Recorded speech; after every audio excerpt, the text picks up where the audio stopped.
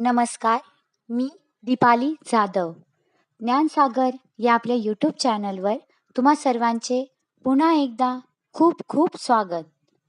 प्रत्येक इयत्तेमधील भूगोल विषय आपण वस्तुनिष्ठ स्वरूपात अभ्यासत आहोत.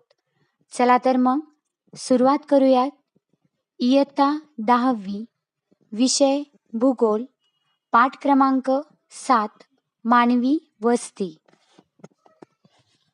भारतात हवामानातील भिन्नता, पाण्याची उपलब्धता, जमिनीचा उतार व सुपीकता इत्यादींमुळे वस्त्यांच्या आकृतिबंधात विविधता आढळते. भारतात उत्तर भारतीय मैदानी प्रदेश, पूर्व किनारपट्टी, नर्मदेचे खोरे, विंध्य पठार, शेतीखाली असणारे इतर भाग या ठिकाणी केंद्रित वस्त्या आढळतात. मध्य भारताचा वनाच्छादित भाग, राजस्थानचा पश्चिम व दक्षिण भाग, हिमालयाचा उतार व विखंडित तसेच उंचसखल प्रदेशात मानवी वस्त्या विरळ व विखुरलेल्या आढळतात. ब्राझीलमध्ये सुरुवातीच्या वस्त्या युरोपमधून आलेल्या वसाहतवाद्यांनी निर्माण केल्या. ब्राझीलमध्ये सुरुवातीच्या वस्त्या प्रामुख्याने ब्राझीलच्या किनारी प्रदेशात निर्माण झाल्या. किनारपट्टीचे सम व दमट हवामान, मुबलक पाणी पुरवठा, साधनसंपत्तीची उपलब्धता, शेतीपूरक जमीन इत्यादींमुळे दाट वस्ती आढळते. उदाहरणार्थ साओ पावलो.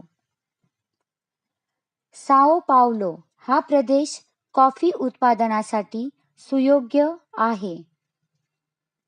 साओ पावलो येथे खनिजाचा पुरवठा मुबलक आहे.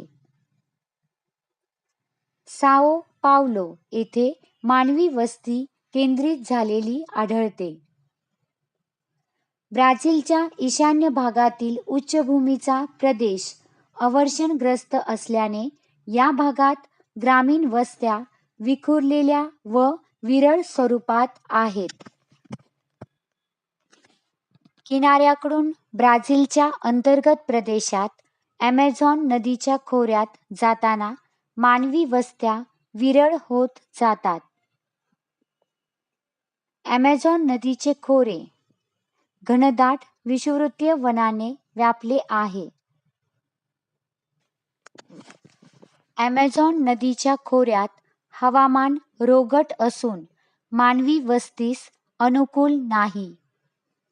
ॲमेझॉन नदी प्रदेशात वाहतुकीच्या सोयी अतिशय मर्यादित स्वरूपात विकसित झाल्या आहेत. भारतातील नागरीकरणाचा वेग कमी आहे.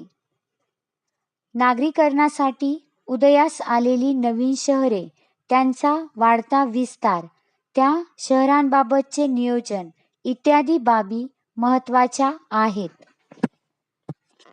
भारतात उत्तरेच्या तुलनेत नागरीकरण दक्षिणेकडे जास्त झालेले आढळते.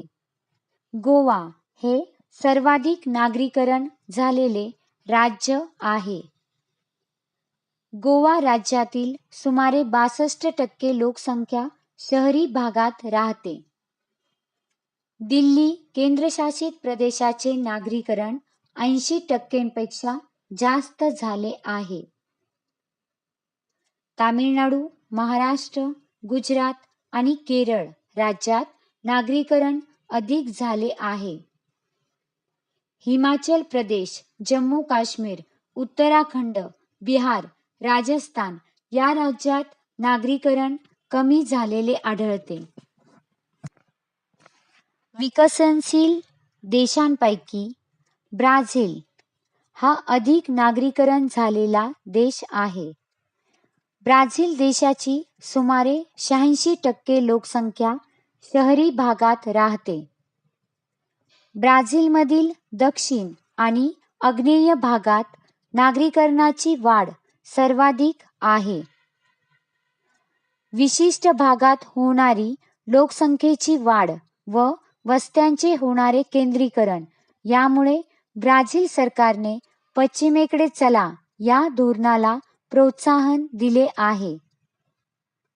ब्राझील देशात अंतर्गत भागांपेक्षा किनारी भागात नागरीकरण जास्त झाले आहे. उदाहरणार्थ साओ पावलो, गोइआस, रियो दी जेनेरिओ या राज्यात नागरी लोकसंख्या जास्त आहे.